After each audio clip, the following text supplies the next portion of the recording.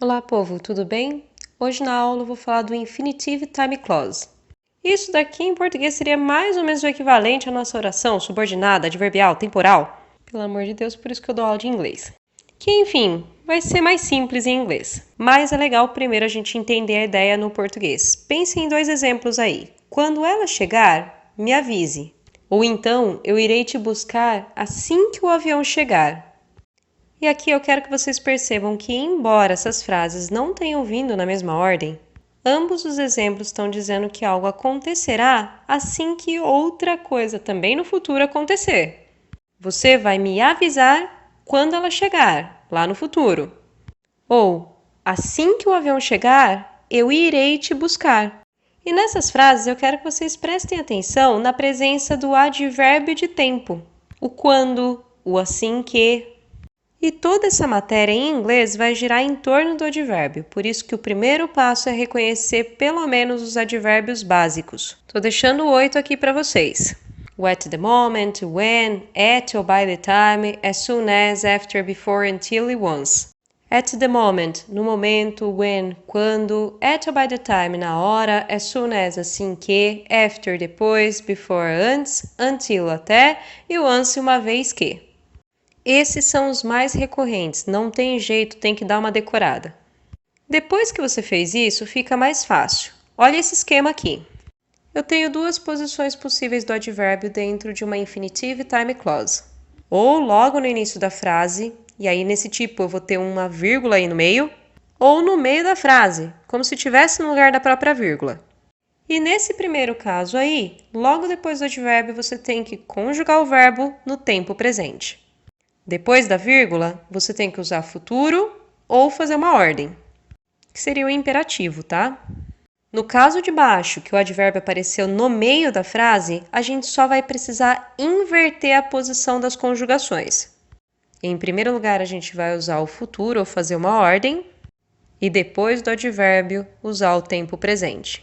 Reparem que a regra até que é fácil. Sempre depois do advérbio, a gente vai ter que usar tempo presente. Longe do advérbio, a gente vai ter que usar futuro ou ordem. Vamos pensar em exemplos para ficar mais fácil. Pega esse primeiro modelo, advérbio, tempo presente, vírgula, futuro e ordem.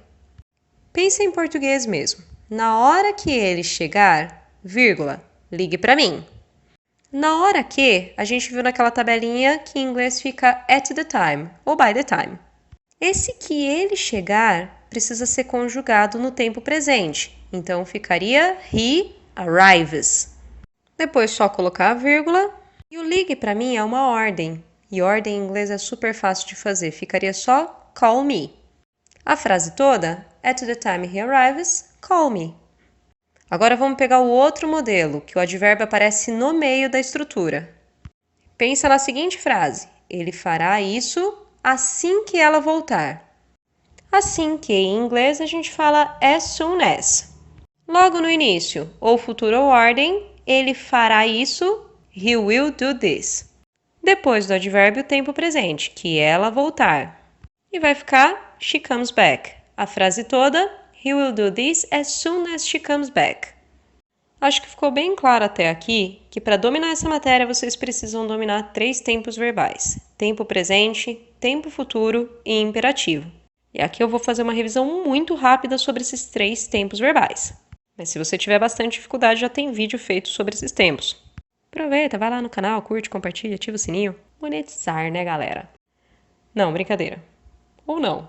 Tem dúvida? Dá uma olhada nos outros vídeos. Revisão de tempo presente simples. Para afirmar, a gente só tem que colocar o verbo depois do sujeito. E se esse sujeito for he, she ou it, alguém que represente eles, você vai ter que acrescentar s, es ou ies no verbo. Para negar, usa don't mais o verbo.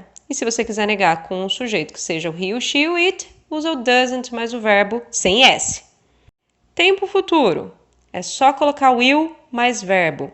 Para negar, won't mais verbo. E imperativo, quer dar uma ordem, em inglês é super fácil, basta atacar o verbo sem to, sem sujeito. Por exemplo, abra a porta, open the door. E para negar, don't mais verbo sem o to, sem o sujeito. Não abra a porta, don't open the door. E essa matéria é isso.